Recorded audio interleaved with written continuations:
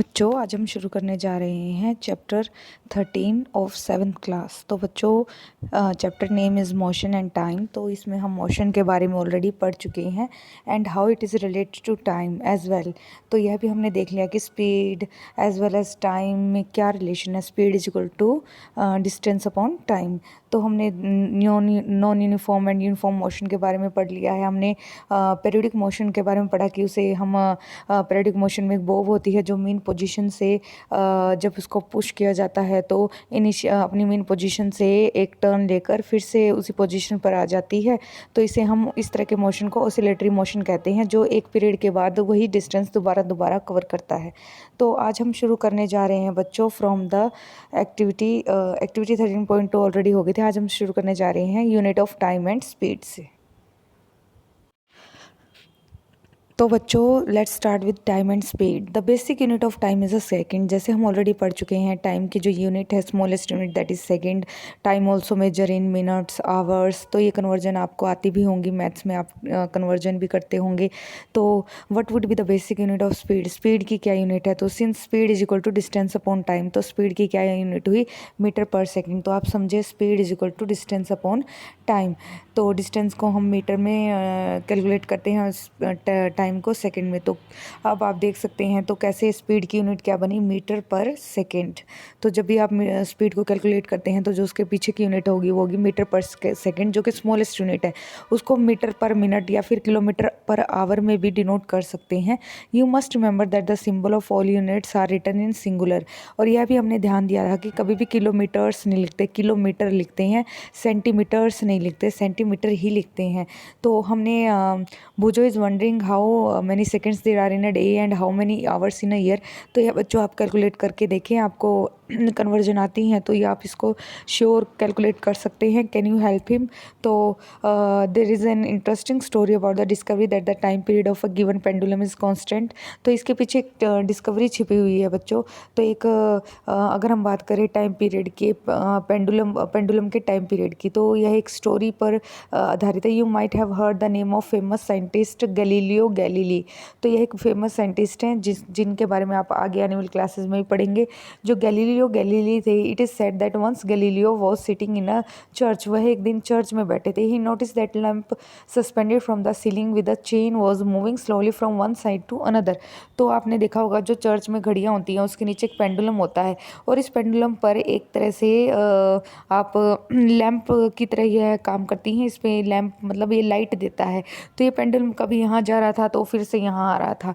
तो उन्होंने देखा कि एक घड़ी का जो पेंडुलम है एक डायरेक्शन में कभी आगे जा रहा है फिर पीछे आ रहा है और सेम डिस्टेंस को बार बार कवर कर रहा है। तो he was surprise to find that this pulse beat the same number of times during the interval in which the lamp completed one oscillation. जैसा कि हम पढ़ चुके हैं टू एंड फ्रो मोशन, जैसे ये पेंडुलम या फिर लैम्प है जिसकी मीन पोजीशन है सेंटर में, और पहले तो जब हम इसको धक्का लगाएंगे तो पहले ये ए तक जाएगा, फिर ये दोबारा बी तक जाएगा, फिर ये रुकेगा यहाँ पर। तो यह कंप्लीट क्या है, ए टाइम पीरियड कहलाता है, जो time taken by this pendulum to cover distance as well as जो आगे और पीछे का ये मोशन है। इस तरीके से इसे हम टू एंड फ्रो मोशन कहते हैं और इसको हम ऑसिलेटरी मोशन के नाम से भी जानते हैं। तो वन ऑसिलेशन कब कंप्लीट होगी, जब पेंडुलम अपनी मीन पोजीशन, ये इसकी मीन पोजीशन है, से इनिशियल ए तक जाएगा, फिर बी तक और फिर वापस मीन पोजीशन पर आएगा, तो यह एक ऑसिलेशन काउंट होगी। तो Galileo experimented with various pendulum to verify his observation. तो उन्होंने तरह तरह के पेंडुलम को ऐसे ही स्टडी किया। He found that the pendulum of a given length takes away the same time to complete one oscillation. तो उन्होंने देखा कि सभी में जो टू एंड फ्रो मोशन है उसको कंप्लीट करने में सेम टाइम पीरियड लग रहा है।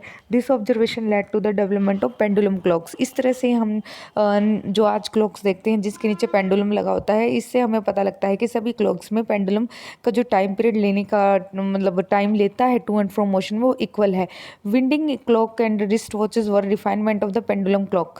और अगर देखा जाए तो जो विंडिंग क्लॉक हैं या फिर रिस्ट वॉच जो हाथ घड़ी हैं वो सभी पेंडुलम क्लॉक से ही निकल कर आई हैं, वो इसी का ही आज का रूपांतरण है। Different units of time are used depending on the need. For example, it is convenient to express your age in years rather than in days or hours. तो टाइम को हम अलग अलग यूनिट्स में भी लेते हैं। जैसे आप अपनी एज को अगर दिन में हम कहते हैं आपकी एज क्या है, तो आप ईयर्स में बताते हैं, जैसे 2 year, 5 year, 7 year, 12 years and so on. लेकिन आप कभी डेज में नहीं बताते, क्योंकि डेज को अगर हम लेंगे तो जो जितनी छोटी यूनिट लेंगे तो उतना ही हम कंफ्यूज भी होंगे। तो इसमें it will not be wise to express in years the time taken by you to cover the distance between your home and your school. इसी तरह से आप जो डिस्टेंस कवर करते हैं वो सेंटीमीटर्स में नहीं बताएंगे, इससे तो बहुत आप जब बताएंगे तो वैल्यू बहुत ज़्यादा आ जाएगी। तो इसको हम मीटर्स में बताएंगे या फिर किलोमीटर्स में बताएंगे, तो इससे हमें बताने में कन्वीनियंस होगी, सहूलियत होगी। हाउ स्मॉल और large is a time interval of 1 second. तो हमें यह डिसाइड करना है कि किस में हमें कन्वीनियंस होती है, चाहे वो टाइम पीरियड हो चाहे वो डिस्टेंस हो। आपको बताना जो भी आप बताते हैं तो वो आप अपने कन्वीनियंस के हिसाब से बताते हैं। The time taken in saying around 2001 is near by 1 second. तो verify it by counting aloud from 2001 to 2010। तो ये कितना मुश्किल हो जाता है। The pulse of normal healthy adult at rest beats about 72 times in a minute, that is about 12 times in 10 seconds. तो अगर हम 72, हम जैसा ऑलरेडी पहले क्लासेस में पढ़ चुके हैं कि 1 मिनट में मनुष्य का हृदय 72 टाइम्स धड़कता है। तो इसी तरह से अगर 72 टाइम्स को मिनट्स में हम कहते हैं तो सेकंड्स में कितनी बार धड़केगा। तो इस तरह से हमें पता लगता है कि 12 टाइम्स इन 10 सेकंड्स। अगर आप इसको कैलकुलेट करेंगे तो टाइम्स मिनट्स में तो सेम सेकंड आएगी, 72 time in a minute. The rate में बी स्लाइटर हायर फॉर चिल्ड्रन। तो यह रेट अगर हमने यह चैप्टर भी रीड नहीं किया, तो जब रीड करेंगे तो हमें पता लग जाएगा कि यह जो हार्ट की जो ये एवरेज हमने देखा है कि धड़कने का, कई बार हम जब बहुत ज़्यादा वॉक लेते हैं तो जो ये टाइम है ये घट बढ़ भी सकता है। तो इस तरह से हम इसको फिक्स नहीं मानते, एवरेज लेकर चलते हैं। तो Paheli wondered how time was measured when pendulum clocks were not available. तो पहेली को बड़ा आश्चर्य हो रहा था कि टाइम कैसे पता लगाया जाता था जब घड़ियाँ नहीं होती थी। तो इसके लिए बच्चों Many time measuring devices were used in different parts of the world before the pendulum clock become popular। अभी तो पेंडुलम घड़ियाँ हैं और अभी और भी ज़्यादा डिजिटल वॉचेस आपने देखी है, लेकिन पहले के ज़माने में जब पेंडुलम क्लॉक भी नहीं होती थी तो लोग कैसे अपना समय का पता लगाते थे। Sundials, water clocks and sand clocks are some example. तो उस समय सूर्य को की जो परछाइयों से देखकर, या फिर वाटर क्लॉक्स या फिर सैंड क्लॉक्स। सैंड क्लॉक्स सभी ने देखी होगी कि एक ग्लास का जार होता है जिसमें सैंड भर दी जाती है, और जब तक वो सैंड खत्म होती है तो एक पहर का टाइम खत्म हो जाता है। तो इससे हमें दिन रात का पता लगता है। ये कुछ डिवाइसेस थे जो पहले के लोग इस्तेमाल करते थे। Different design of this devices were develop in different parts of the world. और आज भी कई जगह यह डिवाइसेस यूज़ की जा रही हैं। तो बच्चों आज के लिए इतना ही, धन्यवाद।